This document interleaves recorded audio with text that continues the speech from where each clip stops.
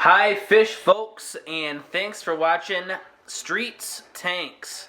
Today I am going to show you how I hatch my brine shrimp for my fry. I have some platy and guppy fry I'm trying to grow out so that they can get out of the tank that they're in so I can use it for something else. Typically I wouldn't use the baby brine shrimp for the platy and guppy fry. It's kind of expensive to be feeding it to them, but it does help them grow faster than anything else. It's super high in protein, excuse me. It is just a great food for them. So I'm going to give you a little tutorial about how I do it. This may not be how everybody does it. You might have some different experience, and a lot of my measurements are pretty ballpark, but it works great for me. So this is how I do it. Super easy, and I hope that you can use it and that it works for you. So you will have to excuse the mess, but I don't do this in my fish room. That way I can keep a closer eye on it when I am just around the house. It only takes about 24 hours for this to take place, so the turnaround is actually pretty quick. I feed baby brine shrimp once a day, so I only have one generator, but you can get 2 or 3 of these going pretty quick. Now, I've already set up this. Basically all it is a 2-liter with the wrapper cut off, cleaned, and then basically you cut about 2/3 of the top of, or the bottom of the 2-liter off, and then it works as like a nice little base. I'm not going to show you how to cut a 2-liter in half because I have every confidence in the fact that you can figure that out. After that, about 1 liter of water in there, and I say about because it's about 1 liter. I don't know exactly how much is in there, but it's about 1 liter, I know that much. I use the top fin conditioning salt. I mean, it's honestly something that I had from back in the day. You can use rock salt, like Morton safety salt. Just the basic ice melter, that rock salt, that works great. Just make sure that it doesn't have any additives in it or anything else that's going to cause it to follow your eggs. Just make sure that it is just 100% sodium chloride. Next thing you're going to need is your brine shrimp eggs. This is some brine shrimp eggs that I got. Pretty cheap. You know, you want to have a decent hatch rate quality. That way you're just not sifting through a bunch of eggs that haven't been hatched. Because the unhatched eggs do sink with your brine shrimp, so you'll be pumping those into your tank. And the fish won't eat those. They'll just kind of sit there until you do your water changes. So, and then basically what I use is a just a crappy old air pump with a valve on it so you can adjust that flow. You don't want to pound them too hard with the air, otherwise it will make them break up. And then I just use a typical desk lamp, and that's what you use for heat. You want to keep them at about, I'd say about 80 degrees is my goal. I try not to go too much higher than that. You can do it at room temperature, but it just takes a little bit longer. But yeah, basically that is it. And well, this is the mixture. I do about 1 tablespoon of the, this is going to be hard to do one-handed. Let's see if I can do it with my left hand. We'll get her going here. I do about 1 tablespoon of the aquarium salt. I do a heaping tablespoon. You're supposed to do a little bit more, but we'll do 2 of those. That was about a half tablespoon. Like I said, it is all pretty approximate. And then what I do is I put this on the bubbler. I'll set this on the plate, and I do it all on a little paper plate. The bubbles that come off will carry salt, and if you don't have anything for the salt to land in, it will go onto your counter. So I plug this in. You can stir it to make it go quicker, but I'm lazy, so I just stick my air stone in there. And as you can see, it's not going super hard. Just hard enough to keep it moving at all times, and I stick that in there and just let that salt just dissolve and go, all that salt suspend in that solution. I go do something else in the fish room for a little bit. We'll let this dissolve, and then we'll be back with the next step.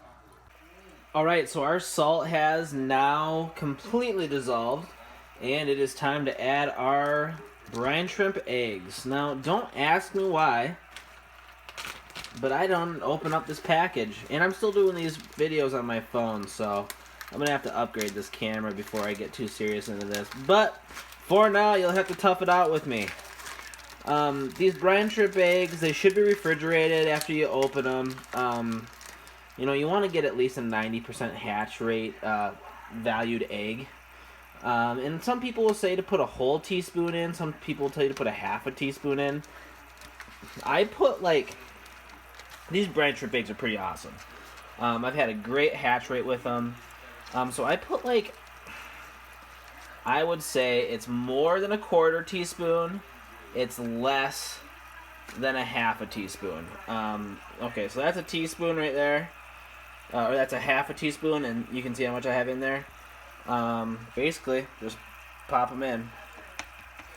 Tap it off. They like to stick. Alright, dunk it in there. Do a little spinny. Get them stirred up in there. And, you know, I don't need a ton of brine shrimp. I mean, you do that, and here tomorrow when we check this, you'll see.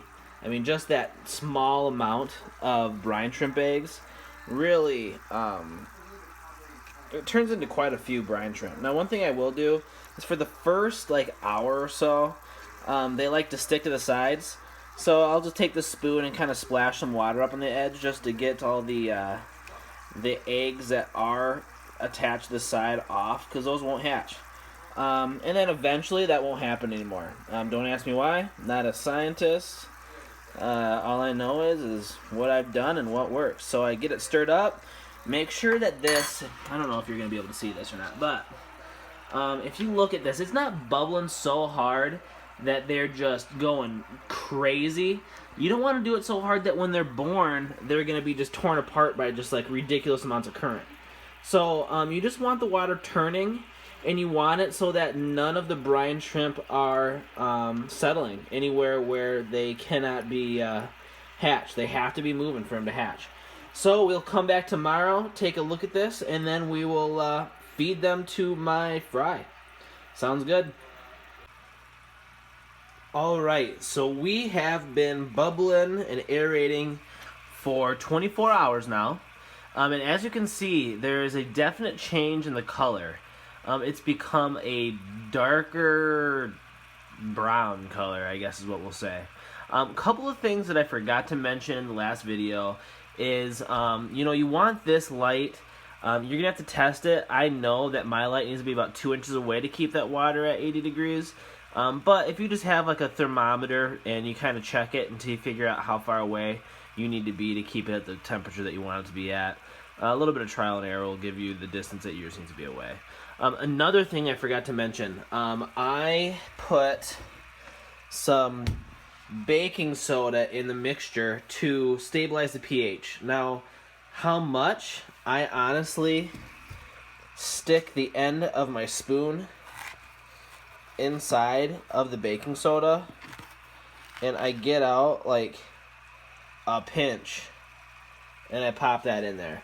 I mean, it does not need to be much, just a little bit. I mean, I would say, I don't know, even you put your finger in there, just scoop out just enough to heap up on the end of your finger and top it in there, and you'll be just fine. So what we're going to do is once you see them like this, you take your aerator stone out, and then I'm going to use this thing of cookies, but they are attracted to light. So what you need to do is I'm going to prop mine up because my light doesn't adjust it any further. And then what I do is I'm going to make sure that this light is just shining on the very bottom. What that's going to do is it's going to make all of those little shrimps go to the bottom. Now, I'm not sure if you can see this or not, but maybe you can see all of those little wiggly guys. Those are all shrimp. And what they'll do is all the casings will go to the top. All of the shrimp will come down to the bottom. Now, let's see if I get right in here. You see those little wiggly things falling to the bottom there? That is all of the shrimp falling down into the very bottom of that 2 liter. So we're going to let this separate for a little while, and then we will be back to collect them and give them to the fish. Alright, so we've waited about a half an hour, and as you can see, there are still quite a bit of them right here. can see them moving around, I'm sure. Right there, see how they're all concentrated down the bottom though? So that's what we're after. So basically what I use, turkey baster and a handy dandy shot glass.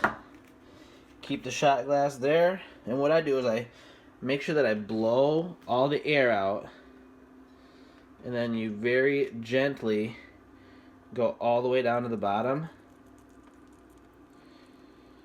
and then without disturbing it, so you stir it up, suck up a bunch and bring it out.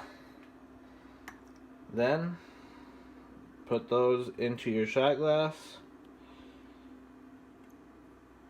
and you have a ton of brine shrimp in there. I mean, this thing is just absolutely jam-packed with brine shrimp. Well, let me go take this in and show you how the fish like it. Alright, so we're in the fish room. This is my fry tank that we're going to be feeding these to. Some of them are getting decent size, but we still have some down here that were a little stunted. So this is mostly for them. Now, one thing that people will do is they will rinse off their brine shrimp because they are in salt water. You know, I used to use aquarium salt all the time, so I'm not too worried about the salt going in there. So I don't rinse them. But I turn off the filter, and then you puff them in there like that. Now that was not very many of them.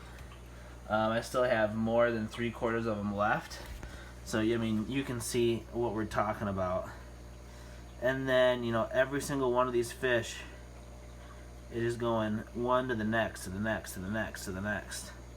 I mean, they are just absolutely going crazy for them. You know, like I said, this is a power food, super high in protein, super high in vitamins, and these fry they just explode with growth when you start using it. You know, like I said, typically I wouldn't use this high quality of a food on these kinds of fish.